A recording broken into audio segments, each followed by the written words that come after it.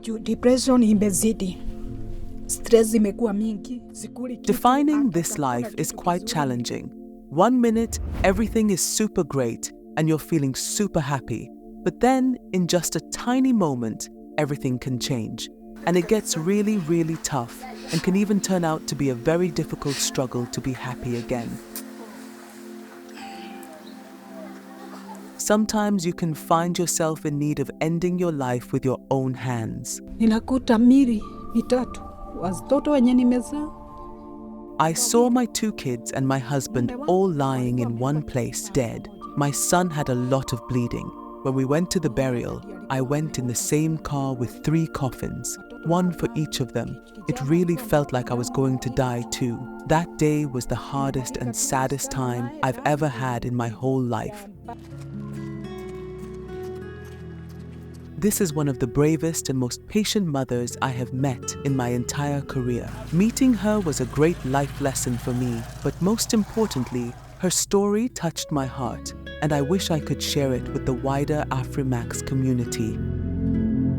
Kwa majina naitwa Joyce Njeri na nimeokoka. My name is Joyce Njeri. I became a believer in Jesus in 2009 and stayed on this journey for 6 years. After that, I met Pastor Moses Kamau, and eventually we got married.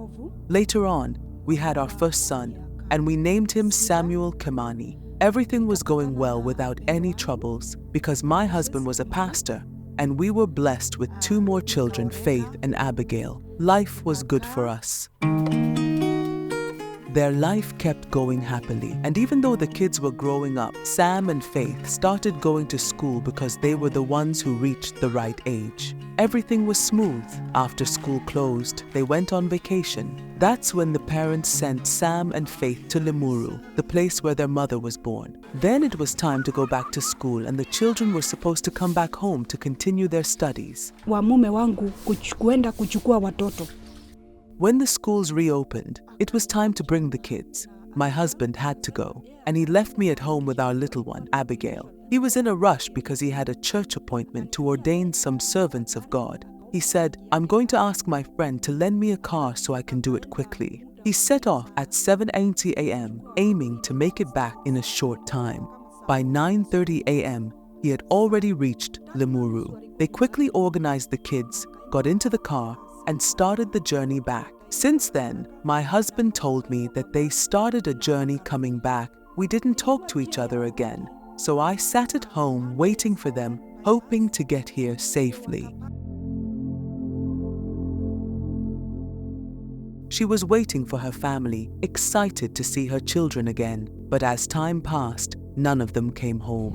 Nilikuwa tu kwa nyumba, nilikuwa nimengojea. I was at home, eagerly waiting to see my children because it had been almost a month since I last saw them face to face. When I noticed they were running late, I called my husband, but the phone was disconnected. That made me really scared, but I tried to calm myself, pretending they were still on their way coming. Later, I saw a pastor and the church bishop from the church where I prayed came to my house. The bishop said, "Someone wants to talk to you."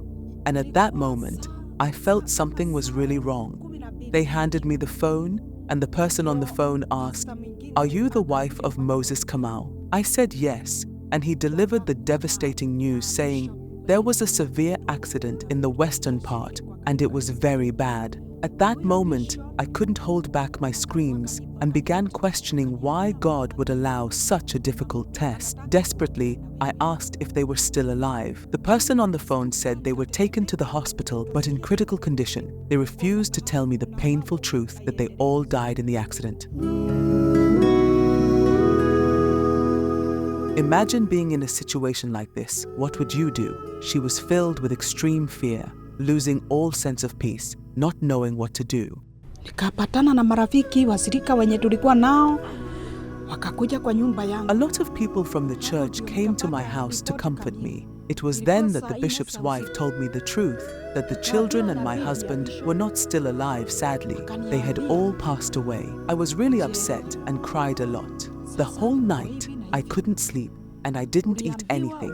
It felt like I might lose my mind. Thankfully, there were people around me, friends who came from nearby, and fellow pastors who gave me support. Their presence helped me feel a bit more energized during this tough time.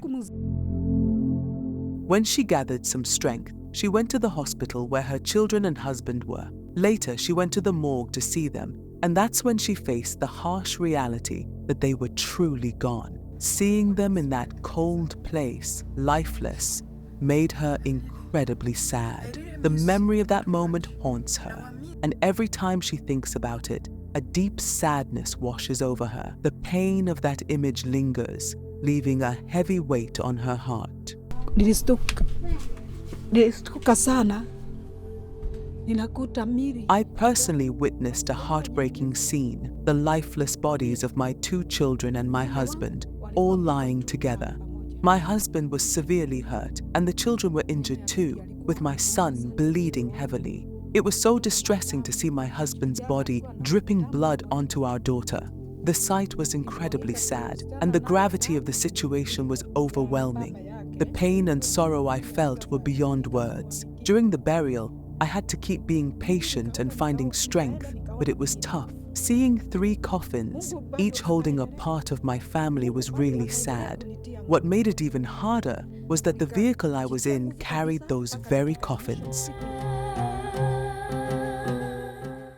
Facing this tough time was really hard, but with the support of friends and relatives, she managed to get through it. Little did she know, another big challenge awaited her, and she was about to enter a new battle in a different way. The road ahead was tough.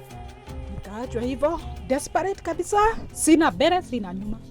Sina kazi. Back then, after burying my family, I was left alone with my youngest child, and things were tough. I didn't have a job, and my baby was still very young, so I made the decision to return home and face the challenges. From that day on, life threw really difficult trials at me, and I also had to deal with various diseases that seemed to come one after the other. Depression and stress became a part of my life during this time. Things got so tough for her that people had to take her to the hospital. She couldn't sleep, and she stopped eating. It became really bad to the point where she felt so overwhelmed that she even tried to take her own life.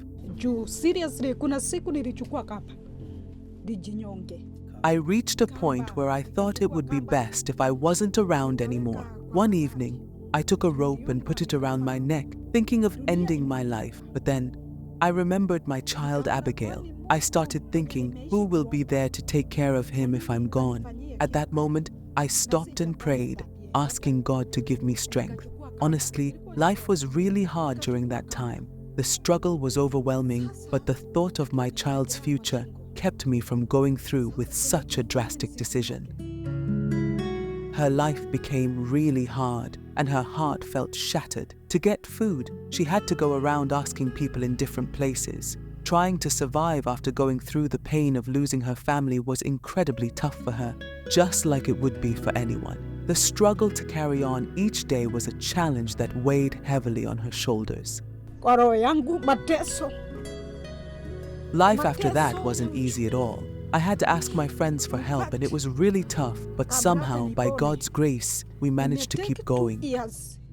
Despite still being alive, their lives are very challenging. Even when she tries to find a job, it's tough for her to provide a decent life for herself and her child. The struggles they face make it difficult to lead a comfortable life. Until now, I've been washing people's clothes to get food. That's the work I do. But the money I make is not enough to live comfortably, and I also have to pay for our house. Before my husband passed away, I used to lead a life centered around prayer. Now, I continue to pray, and survival often depends on finding someone kind enough to help us with some money. Sometimes, I also take on the job of fetching water, but it's tough because it demands a lot of energy, and the pay is minimal. My child is growing up and is on the verge of starting school. I worry that I won't be able to afford her education because money is tight. The challenges I face in providing for my child's future weigh heavily on my mind. Up until now, their life has been really tough due to their limited resources. She's doing her absolute best, but life has been overwhelming for both her and her child. This little one deserves a bright future, and she's reaching out to those with kind hearts for help. She's asking for support to provide a better life for her and her child. My heart is healing, and I'm really thankful to God for that. However, life is quite tough for us at the moment. To get food, I have to wash clothes for people, but that doesn't happen very often, and it pays almost nothing. I'm reaching out to charities for help to get a place to live where I can raise my child comfortably. Additionally, I'm seeking support for my child's education. She's 4 years old now and hasn't started school yet. Your assistance in these matters would be greatly appreciated. Thank you for considering helping us. If you wish to save the life of this child, you can help this family through Giving Life, where the link is available in the description and always in the top comments of this video. Anyone who hears this story can empathize with the reasons to support this family. They are grappling with immense sorrow and lack the means to sustain their lives, a debt to the family they've lost. However, by joining forces, we have the power to make a positive impact and bring a glimmer of brightness to their lives. Together, we can make a difference.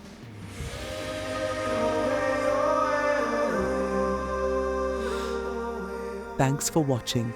I am Susan Bennett, and this is Afrimax English. Remember to subscribe and turn on the notification to never miss any of our stories.